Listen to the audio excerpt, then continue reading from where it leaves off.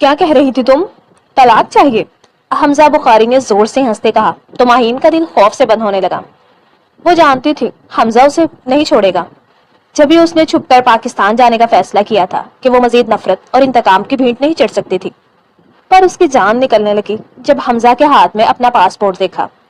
کیا لگا تھا جانے من مجھے بیوقوف بنا کر بھاگ جاؤ گی؟ تم نے اپنے حصے میں ایک دردناک سزا کا اضافہ کیا ہے۔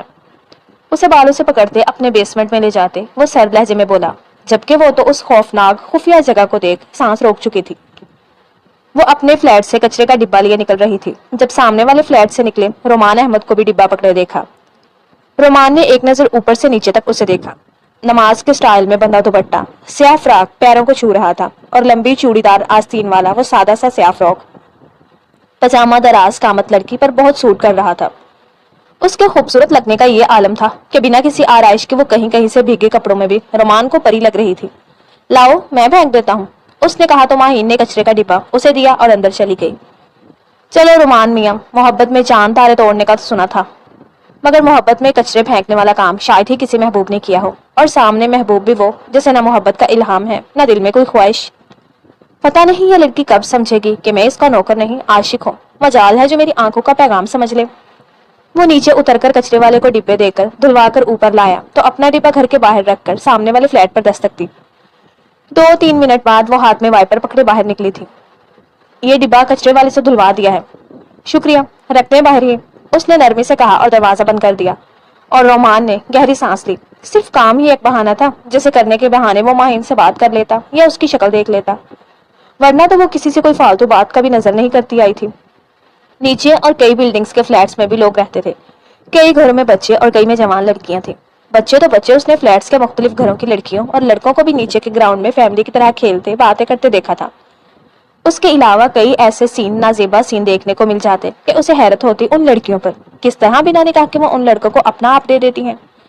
مگر ماہین ان سب سے الگ تھی۔ وہ گراؤنڈ میں بھی تب جاتی جب اس کی نانی کا بی پی ہائی ہوتا اور موسم اچھا ہوتا اور وہ انہیں وہاں واک کروانے لے جاتی۔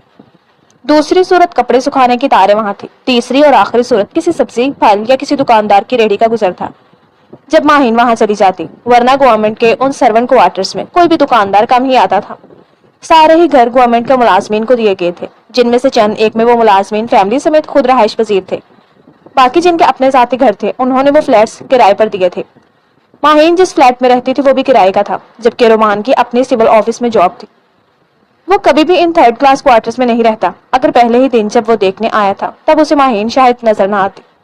جہاں سب لڑکیاں یہاں پر ایسے گھوم رہی تھی جیسے کسی پارٹی میں آئی ہوں، تب اس نے خراب موسم میں ہراساں ہو کر نیچے بھاگتی لڑکی دیکھی جو تاروں سے کپڑے اتار رہی تھی۔ جہاں سب لوگ اس موسم کو انجوائے کر رہے تھے، اس لڑکی کی مدد کو کوئی آگے نہیں بڑھا تھا، اور پھر وہ بہت سارے کپڑے باندھ کر اوپر لے جانا چاہتی تھی۔ اس کی صحت دیکھ کر رومان کو لگا وہ گر جائے گی، مگر وہ گرنے کے بجائے مشکل صحیح مگر لفٹ تک آ گئی تھی۔ لفٹ رک گئی تھی، چل نہیں رہی تھی۔ وہ روحانسی ہو گئی، پھر شانوں پر گٹری لاد کر وہ سیڑھیوں کی طرف بڑھ گئی، جو کسی روبوٹ کی طرح اسے دیکھتا چونکا۔ لائیے میں آپ کی مدد کر دیتا ہوں، اس نے لڑکی کو کہا۔ ابھی مزید 3 پورشن اوپر اس کا فلیٹ تھا، اس لیے اس نے فوراً گٹری اس کے حوالے کر دی۔ وہ مشکل سے سانس لے پا رہی تھی۔ رومان نے گٹری پکڑی اور اوپر لے گیا۔ سب سے زیادہ حیرت اسے اس بات پر ہوئی اس لڑکی نے یہ تک نہیں پوچھا تھا کہ وہ کون ہے، بلکہ آرام سے چلی گئی تھی۔ رومان اس کے پیچھے چڑھ کر جب فلیٹ تک پہنچا، حیرت کی بات یہ تھی اسے جو گھر ملا تھا وہ اس کے بالکل سامنے والے فلیٹ میں رہائش پذیر تھی۔ شکریہ، اس نے گٹری لیتے کہا، اور پھر اس نے رومان کو سامنے والے فلیٹ کا دروازہ کھولتے دیکھا اور کپڑے لے کر اندر چلی گئی۔ وہ اپنے ٹیرس سے انتظار کرتا ہی رہا کہ کب وہ لڑکی دوبارہ باہر آئے یا ٹیرس پر موسم انجوائے کرے، مگر بارش ہو کر ختم ہو گئی اور وہ باہر نہیں نکلی۔ ہر طرف خوشگوار ہوا چلنے لگی تھی۔ کیا اسے موسم اچھے نہیں لگتے تھے یا پھر وہ سڑیل مزاج تھی؟ وہ دل پھینک قسم کا مرد نہیں تھا، مگر اسے وہ لڑکی اچانک اچھی لگنے لگی تھی۔ رومان کے دل میں اچانک دستک ہوئی تھی کہ وہ اس لڑکی کو دیکھے، پرکھے، جانے، اور اس جاننے میں وہ یہاں رہنے لگا۔ پہلے یہ تجسس تھا، پھر اسے تجسس دلچسپی میں بدلا اور دلچسپی محبت میں، جبکہ وہ پہلے دن کی طرح تھی، اپنے کام سے کام رکھنے والی۔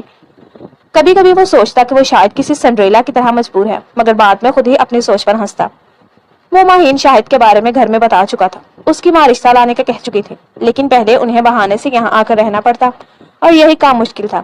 بلڈنگ کی لفٹ خراب تھی اور وہ گھٹنوں کی مریض تھی۔ رومان نے آفس میں درخواست بھی جمع کروائی تھی جس پر فی الحال کوئی عمل نہیں ہوا تھا۔ تاخیر کی وجہ اسے سمجھ نہیں آ رہی تھی۔ وہ اس شہر میں نیا، اس سے پہلے وہ نیو یارک میں کام کرتا رہا تھا، مگر بعد میں خاندانی مسائل کی وجہ اس کا رخ پاکستان کے شہر فروٹواں ہو گیا، جہاں سرکاری کام کی بھرمار تھی۔ اور جب اسے فلیٹ دیکھنے کے لیے جانا پڑا تو اس جگہ کو دیکھ کر اسے حیرت ہوئی کہ چھوٹے سے شہر میں گورنمنٹ کتنا پیسہ لگا رہی ہے۔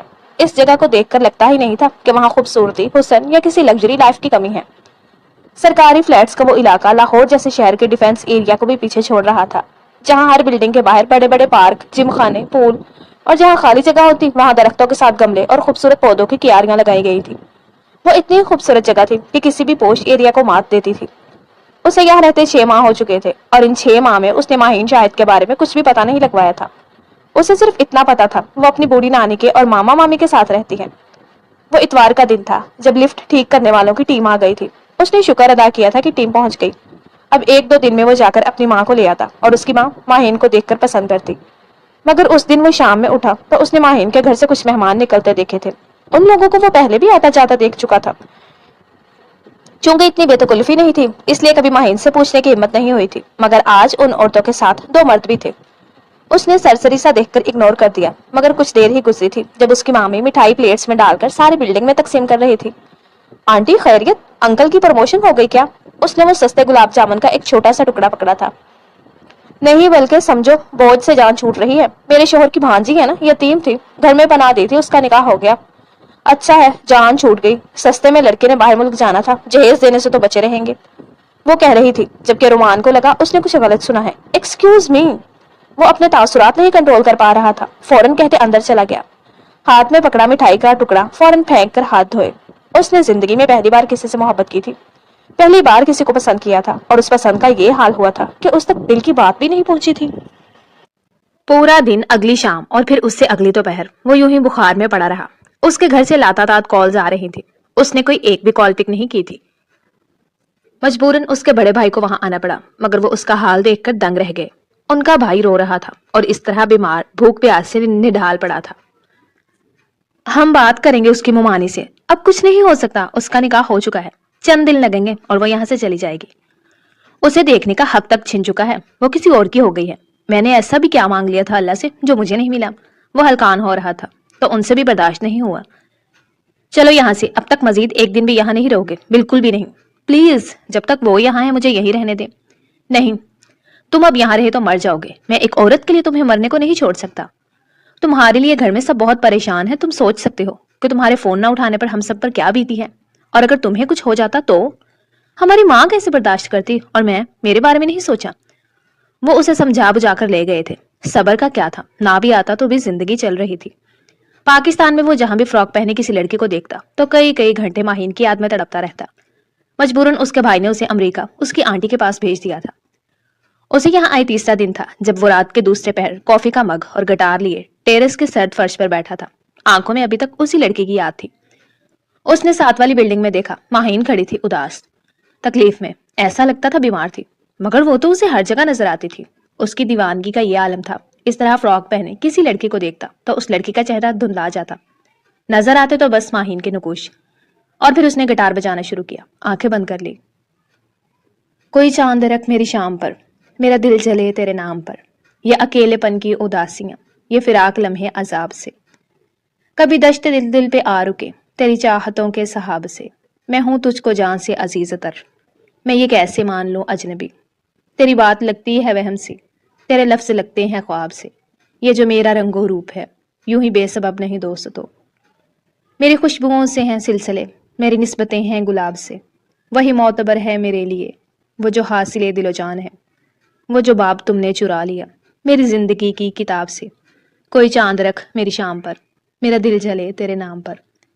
اس نے آنکھیں کھول کر ہاتھ روک کر اب پھر سامنے کے ٹیرس پر دیکھا۔ وہاں ماہین تو کیا کوئی نہیں تھا، بلکہ اس ٹیرس کا دروازہ بھی بند تھا اور اس گھر کی تمام لائٹس آف ہو گئی تھی۔ اس نے کرب سے زمین سے کافی کا گرم بھاپ اڑاتا مگ پکڑ کر منہ کو لگایا۔ اس نے جان بوجھ کر یہ جلتا ملغوبہ اندر ڈالا تھا تاکہ جو دل جلنے سے جلن ہو رہی ہے وہ کچھ کم ہو۔ وہ باہر فٹ پاتھ پر پاکٹس میں ہاتھ ڈالے چل رہا تھا۔ ہلکی ہلکی بارش سب منظر بھگو رہی تھی۔ وہاں چھتری کم ہی لوگوں نے پکڑی ہوئی تھی، زیادہ تر نے رینی سوٹ پہن رکھا تھا۔ اس نے بھی رینی سوٹ پہن رکھا تھا جس کی کیپ آدھے منہ تک پہنچ رہی تھی، اور پھر وہ کسی آدمی سے ٹکرایا جو کسی عورت کے ساتھ تھا۔ عورت نے چہرے پر چھتری کر رکھی تھی مگر وہ مرد رینی سوٹ میں تھا۔ ٹکراؤ کے دوران اس آدمی کے ہاتھوں میں پکڑا سامان نیچے گرا تھا اور رومان سوری کرتے جھک کر اس کے ساتھ اٹھانے لگا۔ یکدم چیزیں بیگ میں ڈالتے اس کا دھیان ساتھ کھڑی لڑکی پر گیا جس کے چہرے پر ماسک تھا مگر ایک آنکھ پوری کالی تھی، ہاتھ پر جلنے کے دھبے تھے، یوں جیسے بار بار سگریٹ لگایا جائے۔ اس نے بے اختیار اس مرد کی طرف دیکھا جس کے چہرے پر زمانے بھر کی سختی تھی۔ رومان نے اس لڑکی کے بارے میں پوچھا، کیا انہیں چوٹ لگی ہے؟ نہیں، تو یہ ان کی آنکھ اور یہ ہاتھ، ان پر کیا ہوا ہے؟ اس کا ایکسیڈنٹ ہو گیا تھا، ابھی تو آپ کہہ رہے تھے اسے کچھ نہیں ہوا۔ میں بھول گیا تھا۔ Is that your wife? Of course. تو آپ اپنی بیوی کے بارے میں یہ بات بھول گئے کہ اسے چوٹ کیسے لگی ہے؟ تم اپنے کام سے کام رکھو، تم میری بیوی کو بری نظر سے دیکھ رہے ہو۔ اس مرد کی گھٹیا سوچ پر وہ دنگ ہوا۔ افسوس ہے، مجھے تو شکل سے آپ پڑھے لکھے لگ رہے ہیں، تو کیا آپ جاہل لگ رہا ہوں؟ ایسا ہی کچھ سمجھ لیں، رومان نے منہ میں بڑبڑا کر کہا تھا مگر اس شخص نے سن لیا تھا۔ وہ جارحانہ طریقے سے اس لڑکی کا بازو کھینچ کر گاڑی میں اسے ایسے پھینک رہا تھا جیسے وہ لڑکی کوڑا کچرا ہو۔ آپ انہیں اس طرح ہراس نہیں کر سکتے۔ رومان اس کے پیچھے گیا تھا اور اس نے اس مرد کو روکنے کی کوشش کی تھی مگر اسے دھکا دیتے گاڑی بھگا لے گیا۔ ایڈیٹ، وہ دانت پیس کر رہ گیا تھا۔ کیسے ہو رومان؟ اس کی ماں نے ویڈیو کال پر پوچھا تھا۔ کیسا لگ رہا ہوں؟ الٹا اس نے سامنے بیٹھے سوال کیا۔ ماں نے نظر بھر کر دیکھا تھا، پھر ان کی آنکھوں میں نمی بھر گئی۔ ابھی تک ماہین کو یاد کرتے ہو؟ میں اسے بھولا ہی کب ہوں ماں، مجھے تو عورت میں راتوں میں وہی نظر آتی ہے۔ آپ یقین کریں مجھے کئی دنوں سے اس کی آوازیں آ رہی ہیں اور کتنی بار ایسا ہوا کہ مجھے لگا میں سامنے اس کو دیکھ رہا ہوں۔ اب جیسے میں آپ کو کھڑکی کی طرف کیمرہ کر کے دکھاتا ہوں کہ آپ کو وہ باہر گاڑی کے پاس کھڑی نظر آ رہی ہے۔ اس کی ماں نے آنکھیں سکیڑ کر دیکھا۔ مجھے لگ رہا کہ ماہین کھڑی ہے، جبکہ ماہین یہاں کیسے ہو سکتی ہے؟ وہ تو پاکستان میں تھی نا۔ آپ ہی بتائیں، جب ان فرنگی عورتوں میں بھی مجھے ماہین نظر آئے گی تو میں اسے کیا بھولوں گا؟ تمہیں اسے بھول کر آگے بڑھنا ہوگا رومان، وہ کسی کی بیوی ہے۔ کوشش کر رہا ہوں۔ وہاں دل نہیں لگ رہا تو واپس آ جاؤ، وہاں زیادہ تکلیف میں تھا۔ وہاں اس کی یاد زیادہ آتی تھی، وہاں میں یہ سوچ کر پھر وہاں جاتا کہ اس کی کوئی جھلک نظر آ جائے، وہاں میں اسے اپنے ذات سے نقصان پہنچا سکتا تھا۔ اس نے افسردگی سے کہا تو اس کی ماں نے بھی اداسی سے اسے، میں نے تمہارے لیے لڑکیاں دیکھی ہیں، خالہ رقیہ ابھی صرف لڑکیوں کی تصویریں دے کر گئی ہیں، میں چاہتی تھی تم بھی دیکھ لیتے، پھر جو تمہیں مناسب لگے ہم ان کے گھر جاتے۔ آپ پھر شروع ہو گئی ماں۔ کیا کروں، تم تنہا ہو، تمہاری تنہائی سے ڈر لگتا ہے۔ تنہا تھوڑی ہوں، اتنا بڑا ملک ہے، وہاں سے زیادہ لوگ ہیں یہاں، سب غیر، اپنا کون ہے وہاں؟ اپنا میں خود بھی خود کا کہا رہا ہوں اماں۔ اس کی حالت دیکھتے ان کی آنکھوں میں اداسی بڑھ گئی۔ میرا بڑا دل چاہتا ہے میں ماہین کو دیکھوں کہ اس میں ایسا کیا تھا کہ میرا بیٹا اس کا دیوانہ ہوا پڑا ہے۔ وہ کیسی باتیں کرتی تھی، وہ کیسی تھی، میں تیرے لیے بالکل ویسی لڑکی ڈھونڈ لاؤں گی، ماہین نہ صحیح، ماہین کا سایہ ہی میسر ہوگا، کہیں تو دل لگ جائے گا۔ انہوں نے کہا تو وہ دیر تک ہنسنے لگا، یہاں تک کہ اس کی آنکھیں سرخ ہو گئیں۔ میری زندگی میں اب جو بھی آ جائے اماں، وہ مجھ تک، میرے جسم تک تو رسائی پا سکتی ہے مگر روح نہیں، روح نہیں۔ میری روح تو وہ ساتھ لے گئی۔ رومان اب کسی کا نہیں ہو سکتا۔ اگر کسی کو فریب دے کر آپ کے بیٹے کا گھر بس جائے گا تو کیا آپ کو اس لڑکی کی زندگی برباد کر کے خوشی ہوگی؟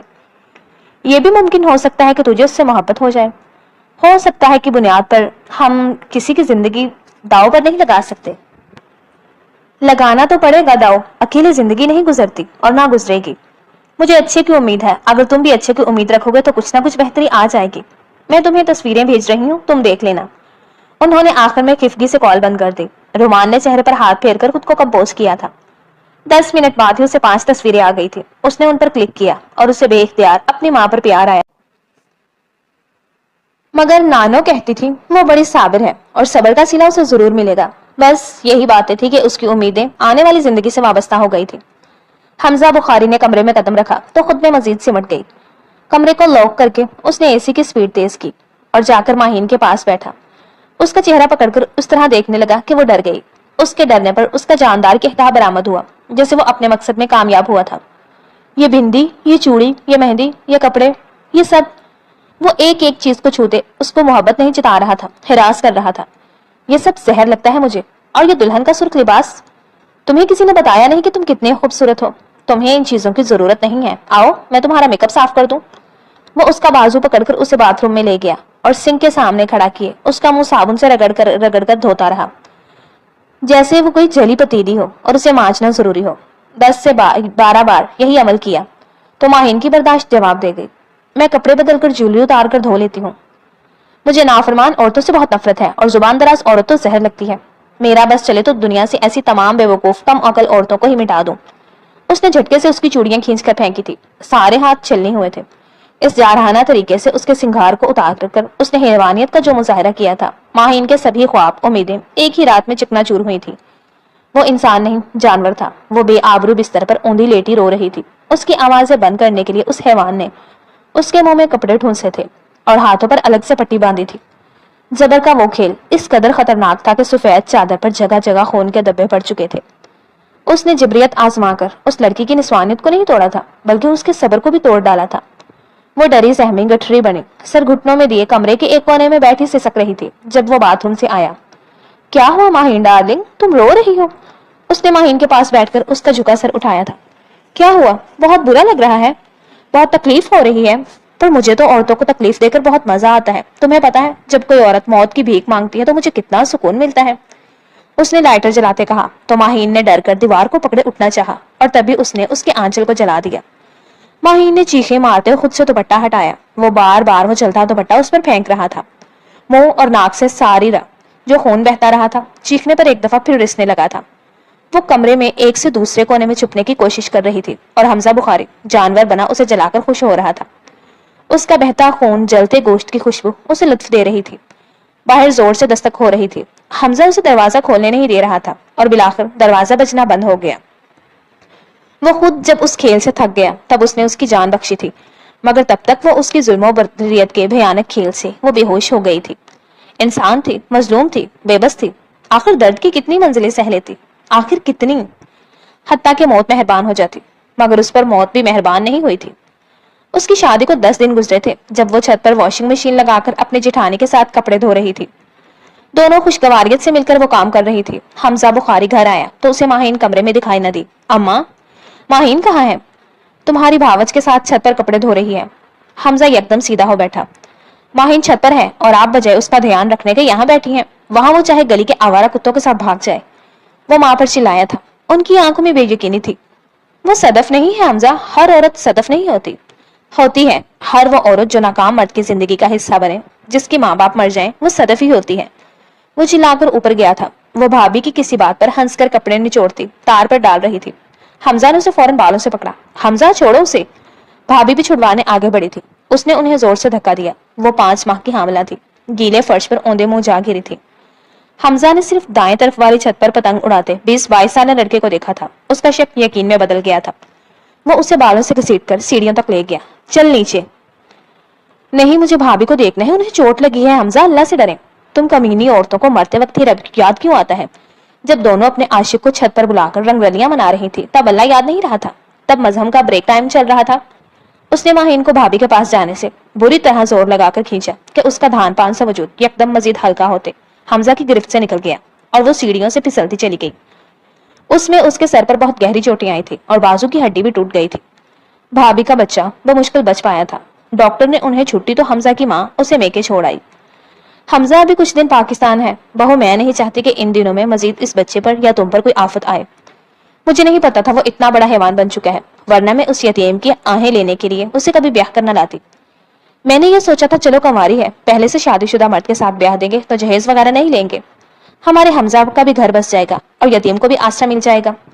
مگر میں نے تو جانے انجانے میں اس کا جو گھر بنا تھا وہ بھی چھین لیا. کتنی بار اس کی ممانی سے رابطہ کیا مگر وہ اب ماہین کو رکھنے کو تیار نہیں. مجھے ڈر ہے کہیں اس بچی کا صبر ہمیں بددعا بن کر نہ لگ جائے. انہوں نے اپنی بڑی بہو سے کہا تھا. جواباً وہ بھی ماہین کے لیے افسردہ ہو گئی تھی. حمزہ آیا تو وزٹنگ ویزے پر تھا جو 15 دن کا تھا، مگر شادی کی وجہ سے اسے مزید رکنا پڑا تھا. پھر ماہین کے ساتھ جانے کے انتظامات میں دیر کروا دی تھی. اب بمشکل 1 مہینے بعد وہ واپس آیا تو یہاں ایک بری خبر اس کا انتظار کر رہی تھی. اس کی جاب پر اسے وارننگ دے دی گئی تھی. اسے جاب سے ڈبل ٹائمنگ دینی تھی، مگر وہ اس قدر نارسک شخص تھا کہ اسے یہ بات دفتر میں چین نہیں لینے دیتی تھی کہ ماہین گھر پر اکیلی ہے. اگر اس نے فرار پا لی یا کہیں دل لگی کر لی تو، اور یہی بے چینی اسے ٹک کر ڈیوٹی نہیں کرنے دے رہی تھی. وہ کسی بھی وقت چھاپا مارنے کی نیت سے گھر پہنچ جاتا. اسے جاب سے زیادہ ماہین کے بھاگ جانے کا ڈر تھا. اس ڈر کی وجہ سے وہ جو کام کرتا اس میں بھی غلطیوں کی بھرمار ہوتی، جس کے نتیجے میں اسے ملی ہوئی وارننگ کا وقت ختم ہو گیا اور اسے ٹرمینیٹ کر دیا گیا تھا. اس کا خمیازہ بھی ماہین کو بھگتنا پڑا. وہ کچن میں بہت مگن انداز سے کھانا بنا رہی تھی. اتنے میں حمزہ کی آواز آئی. اور کتنی دیر لگاؤ گی تم؟ یہاں بھوک سے میری جان نکل رہی ہے اور تم صبح سے کچن میں گھسی ہوئی ہو. اس کا لہجہ غصے سے بھرپور تھا. وہ شعلہ جوالا بنا کھڑا تھا جیسے اسے کچا چبا جائے گا. 2 दिन قبل ہی اس کی نوکری چھوٹ گئی تھی۔ وہ حمزہ کے غصے کو سمجھ نہیں پا رہی تھی کہ وہ اتنا برا رویہ کیوں اختیار کی ہے، جبکہ وہ تو بالکل بھی بری لڑکی نہیں رہی تھی۔ آ رہی ہوں، بن گیا کھانا، بس آئی۔ وہ ڈر کے مارے تیز تیز ہاتھ چلانے لگی تھی۔ گرم گرم حلیم سے بھرا ہوا برتن اٹھائے وہ تیز تیز قدموں سے چلتی۔ جیسے ہی کمرے میں داخل ہوئی وہاں حمزہ غصے سے آگ بگولا ہوا پڑا تھا۔ وہ آگے بڑھ ہی رہی تھی کہ جلدی میں اس کا پاؤں ذرا سا کارپیٹ کے ساتھ مس ہوا تھا اور وہ لڑکھڑا گئی اور گرم حلیم اس کے ہاتھ پر گرتے ہوئے زمین پہ پھیل گئی۔ اس کا ہاتھ جل چکا تھا۔ وہ درد سے تڑپ سی گئی، مگر وہاں پرواہ کسے تھی؟ وہاں اسے انسان سمجھتا ہی کون تھا؟ اس کے درد کی وہاں فکر کرنے والا کوئی نہیں تھا۔ وہ تو ہر رات سگریٹ بھی پینے کے بعد اس کے جسم پر بجھاتا تھا۔ اس نے ماہین کو یکے بعد دیگر زوردار تھپڑ جڑنے شروع کر دیے اور وہ زمین پہ جا گری۔ وہ مکمل حیرانی میں زمین پر گرے ہوئے اسے نم آنکھوں سے دیکھ رہی تھی۔ وہ تو شاید اب رونا ہی بھول چکی تھی۔ بیکار عورت، کوئی کام تو تمہیں ٹھیک سے آتا نہیں، منحوس، آتا ہی اپنی منحوسیت پھیلا دی، میری نوکری چلی گئی، نہ دن کو سکون ہے نہ رات کو۔ میرا دماغ خراب تھا جو تم سے شادی کر لی، میں نے قسمت پھوٹ گئی تھی میری۔ میرا دل چاہتا ہے تمہیں بھی اسی طرح ٹکڑے ٹکڑے کر کے چیل کووں کو کھلا دو جس طرح میرے مقدر پھوڑا ہے تم نے۔ تم شروع سے ہی منحوس تھی، ماں باپ کو کھا گئی تھی، ماموں کے گھر رہی تو ان کی اولاد نہیں ہوئی۔ تمہاری ممانی بالکل ٹھیک کہتی ہیں، تمہارے اوپر منحوسیت کا سایہ ہے، تمہیں چھوتے ہی بربادی مقدر بن جاتی ہے۔ وہ جلے ہوئے ہاتھ پر دوپٹہ لپیٹ رہی تھی۔ وہ چپ رہی، سنتی رہی جیسے وہ کسی اور سے بات کر رہا ہو۔ پھر اچانک حمزہ نے اس کی بازو کو سختی سے تھام کر چیخنا شروع کر دیا، اب اٹھ کر کچھ کھانے کو لا دو، یہی پڑی رہو گی کیا؟ وہ روبوٹک سٹائل میں اٹھی اور کچن سے کھانا لا کر حمزہ کے سامنے رکھ دیا۔ حمزہ نے اسے بیٹھنے کا اشارہ کیا۔ وہ بیڈ پہ ٹک گئی۔ وہ مسلسل یہی سوچ رہی تھی کہ اس سے جانے کیا غلطی سرزد ہو گئی جس کی سزا اسے تمام عمر بھگتنا ہوگی، یا اس سے کون سا ایسا گناہ ہوا تھا جس کی سزا میں اس کے ماں باپ مر گئے اور ممانی کے گھر اولاد نہ ہونے میں اس کا کیا قصور تھا؟ کیا وہ اللہ سے کہتی تھی کہ وہ لاوارث ہو جائے اور اس کے والدین مر جائیں، یا پھر وہ دعا کرتی تھی کہ ماموں ممانی بے اولاد رہیں، یا پھر اس نے دعا کی تھی کہ ایک نارسک سائیکو پیشنٹ اس کا شوہر بن جائے اور اس پر تشدد کرتا رہے، الزام لگاتا رہے؟ اس نے تو خواب بنے تھے، خواہشات کی تھی، وہ ہر چیز ٹوٹ کر چکنا چور ہوئی تھی، ہر خواہش اس کے وجود کی طرح جھلس کر رہ گئی۔ وہ گروسری سٹور میں کھڑے تھے، حمزہ کے ہاتھوں میں کافی کا ڈسپوزیبل کپ تھا جبکہ وہ چیزیں لے رہی تھی۔ کافی سے زیادہ حمزہ کا دھیان اس کی ایک ایک موومنٹ کی طرف تھا۔ جب بھی اسے جانی پہچانی آواز سنائی دی تھی جو سامنے کے فلیٹ میں رہتے لڑکے کی وہ اکثر سنتی تھی۔ اس نے مارے تجسس کے سر اٹھا کر دیکھا، وہ وہی تھا جو پاکستان میں اس کے سامنے والے فلیٹ میں رہائشی تھا اور اکثر اس کی مدد کر دیا کرتا تھا، رومان یلغاری۔ وہ حیران تھی کہ وہ یہاں بھی اسے کیسے مل گیا کہ حمزہ جو اسے ہی دیکھ رہا تھا۔ اس نے کپ کو اپنے ہاتھ میں زور سے دبایا تو کپ کچلا گیا، یہاں تک کہ ساری کافی نکل کر ہاتھوں کو جلاتی زمین پر گرنے لگی۔ وہ اس وقت نیو یارک جیسی جگہ پر کھڑا تھا، وہاں وہ سرعام مار پیٹ نہیں کر سکتا تھا، جانتا تھا اس کا کیا حال ہوگا، مگر جس طرح اس نے کپ کچلا تھا ماہین کا سانس کچھ پل میں مشکل ہو گیا تھا۔ وہ جانتی تھی اب گھر جا کر اس کا کیا حال ہوگا۔ گھر جاتے ہی حمزہ نے اسے باہر کے گیٹ سے پکڑا تھا اور کندھے پر ڈالتے کمرے میں لے گیا، اسے بیڈ پر بٹھاتے اپنی بیلٹ کھولی۔ وہ ڈر کر پیچھے ہو رہی تھی جب اس نے ایک جھٹکے سے اس کے جسم پر موجود کپڑے کھینچ ڈالے تھے۔ اس کی نسوانیت کو ادھیڑتے وہ اسے بیلٹ سے نیلو نیل کر چکا تھا جو اوندے منہ گری بے حسی سے پڑی تھی۔ اپنی جنونیت غصہ اس پر اتار کر اس نے تھوک ڈالا، تم سالی عورت ذات ہو ہی گالی۔ وہ بے حسی سے اپنی شان میں پڑے جانے والے قصیدے سنتی رہی۔ اس نے زمین سے اٹھنے کی زحمت نہیں کی تھی، وہ اس قدر تھک چکی تھی کہ اس نے وہیں پڑے پڑے آنکھوں کو بند کر لیا۔ اس کی بے حسی دیکھتے حمزہ نے زوردار ٹھوکر ماری اور کمرے سے نکل گیا۔ گھر کے باہر بیل ہو رہی تھی، ماہین آٹا گوند رہی تھی کہ حمزہ چلایا۔ سنائی نہیں دے رہا؟ جی جاتی ہوں۔ وہ فوراً باہر کی طرف گئی، مگر حمزہ بھی اٹھ کر پیچھے چلا گیا تھا۔ باہر کوئی پارسل آیا تھا اور وہ اسے کہہ رہی تھی کہ ہمارا نہیں۔ پھر وہ رائڈر اس سے پتہ پوچھنے لگا تو ماہین نے پرچی دیکھ کر بتایا وہ غلط نمبر کے گھر کے باہر کھڑا ہے، جسے وہ 6 پڑھ رہا ہے وہ 9 ہے۔ رائڈر نے مسکرا کر شکریہ ادا کیا تھا اور چلا گیا۔ وہ پلٹی تو وہ اسے شعلہ بار نگاہوں سے گھورتا کھڑا تھا۔ ماہین نے کانپتے ہاتھوں سے دروازہ لاک کیا۔ حمزہ نے یہ دیکھ اس کے جبڑے دبا لیے۔ مسکراؤ، میں کہتا ہوں مسکراؤ۔ وہ اب زبردستی اس کے مسکرانے کو کہہ رہا تھا۔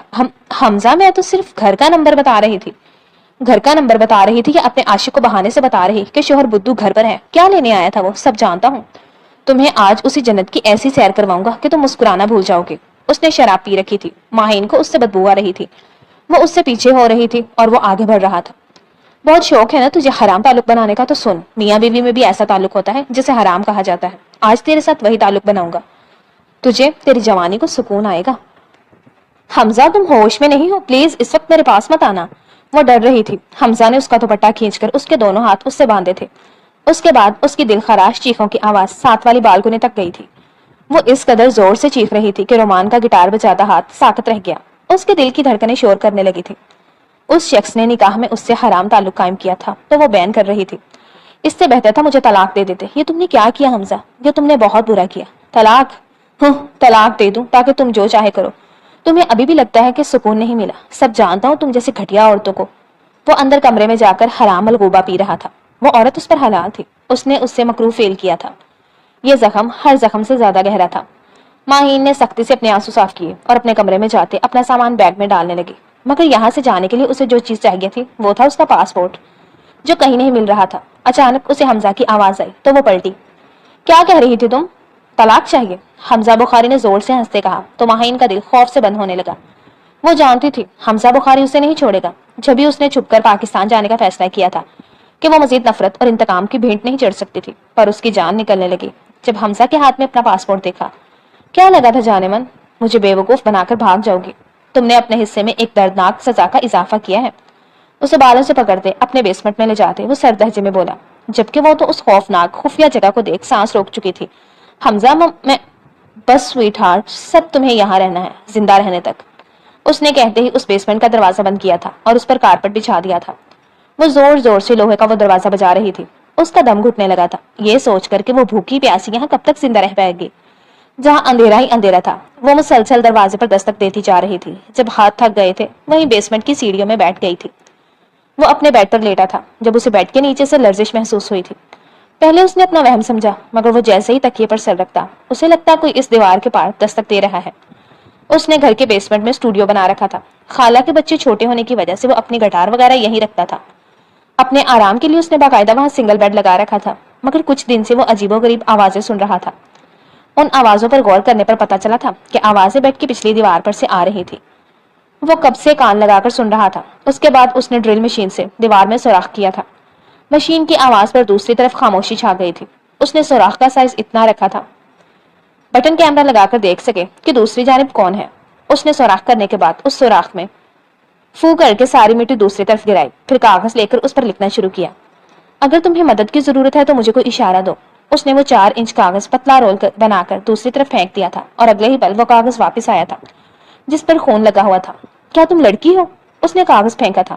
دوسری بار جب کاغذ آیا اس میں اس کے بال تھے. رومان دنگ نظروں سے دیکھ رہا تھا. اس نے بٹن کیمرہ منگوا کر وہاں لگایا اور موبائل پر کنیکٹ کرتے ویڈیو آن. کبھی وہ سیڑھیاں چڑھ کر بیسمنٹ کا دروازہ بجانے لگتی. کیمرہ اتنی کوالٹی کا نہیں تھا ورنہ وہ آواز بھی سن لیتا. چند منٹ وہ منہ میں ناخن ڈالے کچھ سوچتا رہا. اس کے بعد اس نے پولیس ہیلپ لائن پر کال کر دی تھی جہاں وہ ویڈیو بھی ان تک پہنچ چکی تھی. چند منٹوں کا کھیل تھا. حمزہ اپنے گھر میں شراب پیتے مدہوش ہو کر لیٹا تھا. جب پولیس کا سائرن سنا تو اٹھ بیٹھا. اسے یکدم گڑبڑ کا احساس ہوا تھا مگر جب اس کے گھر کی بیل دی گئی تو وہ فوراً بیسمنٹ کی طرف گیا. حرام خور دکھا دی اوقات. خبردار جو تیری آواز نکلی.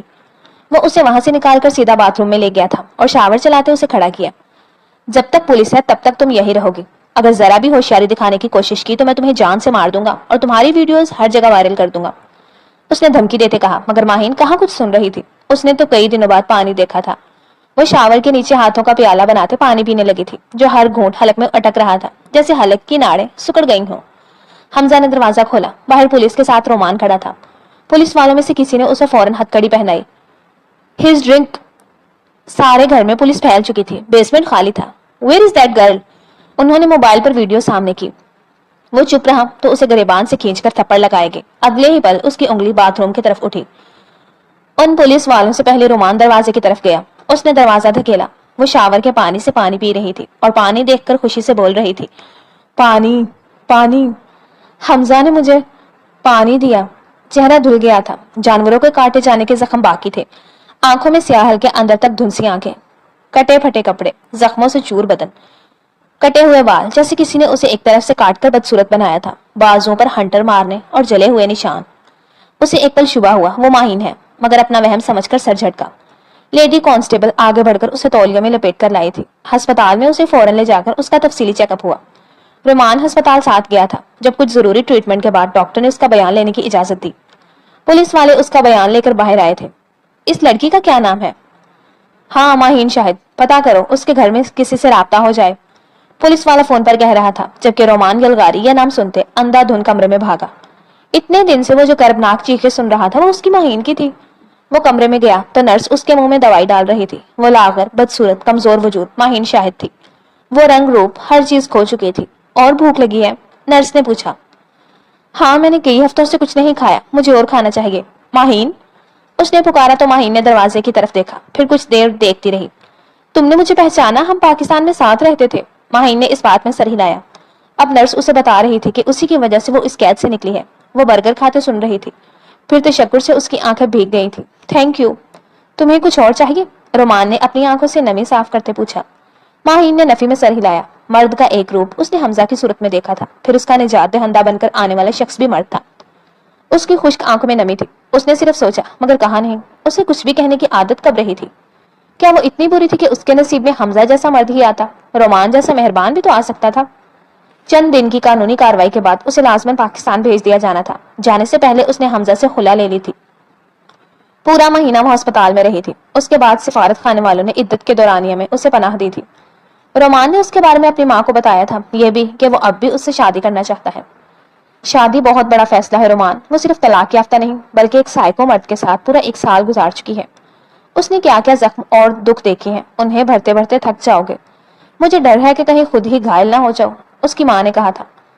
اگر اسے اس حالت میں چھوڑ دیا تب بھی گھائل ہی رہوں گا۔ کیا یہ بہتر نہیں کہ اس بار آپ اس کے لوٹنے سے پہلے اس کی ممانی سے بات کر لیں اور اسے مجھے دے دیں تاکہ اس کی روح پر لگے داغ میں خود مٹا سکوں؟ جسم کے زخموں کا کیا ہے، وہ تو بھر ہی جائیں گے، نشان بھی چلے جائیں گے۔ روح پر لگے داغ صرف محبت سے ہی جا سکتے ہیں۔ مجھے نہیں پتا تم جیسی اولاد کس نیکی کا صلہ ہوتی ہے رومان، مگر مجھے تمہاری ماں ہونے پر فخر ہے۔ انہوں نے کہا تو یہ ایک دم ہلکا پھلکا ہو گیا۔ وہ حیران تھی۔ جس ممانے نے جب سنا تھا اس نے خلا لے لی تو وہ خفا ہو گئی تھی۔ اب خود روز فون کر کے آنے کا پوچھتی تھی۔ یہ راز بھی تب کھلا جب وہ پاکستان گئی تھی۔ اس کی حالت پہلے سے قدرے بہتر تھی، مگر جیسی تھی اسے دیکھ کر ایک بار اس کی ظالم سماج جیسی ممانے بھی ہل کر رہ گئی تھی۔ وہ اب شادی نہیں کرنا چاہتی تھی، مگر جانتی تھی کہ ممانے اسے اپنے گھر میں نہیں رکھیں گے۔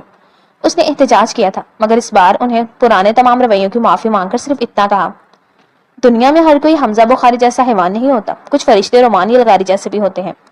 اب اس کے فرشتوں کو بھی علم نہیں تھا رومان یلغاری کون ہے، وہ کس فلم کے ہیرو کی مثال پیش کر رہی تھی۔ وہ تو نکاح کے بعد جب رومان یلغاری کے کمرے میں بیٹھی تھی تب اس طرح کانپ رہی تھی گویا دوبارہ کسی حمزہ سے سامنا ہونے جا رہا تھا۔ اس نے مٹھی میں زہر دبا لیا تھا۔ اس بار اگر اسے حمزہ جیسا مرد ملتا تو وہ نجات کا راستہ ساتھ لائی تھی۔ دروازہ کھل کر بند ہوا۔ وہ ڈر کر مزید سمٹ گئی۔ نظر اٹھانے کی زحمت نہیں کی، مگر رومان پر کیا پابندی تھی۔ جی بھر کر اسے دیکھا، اتنا دیکھا جتنا دیکھا جا سکتا تھا۔ پھر بھی 2 آنکھوں سے بھلا کتنا دیکھا جا سکتا تھا۔ آج بھی چپ رہو گی؟ آج بھی کچھ نہیں کہو گی؟ اور اس نے جھٹکے سے سر اٹھایا تھا۔ وہ سال بھر پہلے اسے جب ملی تھی تب کی نسبت کمزور ہو چکی تھی، مگر جو حال نیو یارک میں اس نے دیکھا تھا اس کا اب وہ بھی نہیں رہا تھا، بلکہ وہ ان 4 ماہ بعد کافی سے زیادہ بہتر ہو گئی تھی۔ یقین کر لو، زندگی پھولوں کی سیج نہیں ہوتی ماہی، نہ ہی زندگی کوئی ٹائم ٹریول ڈیسٹنی ٹائپ کچھ ہوتا ہے۔ میں جانتا ہوں تمہارے کچھ خواب ہوں گے، کچھ خواہشات، بہت کچھ ٹوٹ کر بکھرا بھی ہوگا۔ یقین کرو، زندگی وہ نہیں تھی جو تم نے گزاری، زندگی اب ہم گزاریں گے۔ تم مجھے محبت دیتی رہنا اور میں اس محبت سے محبت بڑھاتے تمہاری روح کے زخموں پر مرہم لگاتا رہوں گا۔ جو بھی ہوا اسے بھول جانا۔ ماہین نے زوروں سے رونا شروع کر دیا۔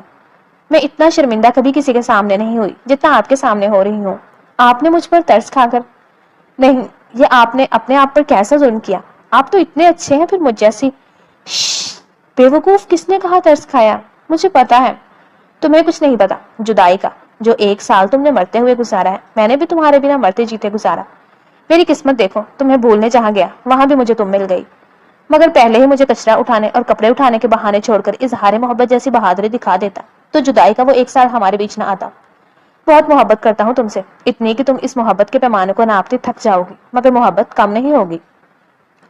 ایسے ہی خواہ راہ چلتے اظہار محبت کر دیتے اور میں مان جاتی۔ ایسی ہی تھی نا میں۔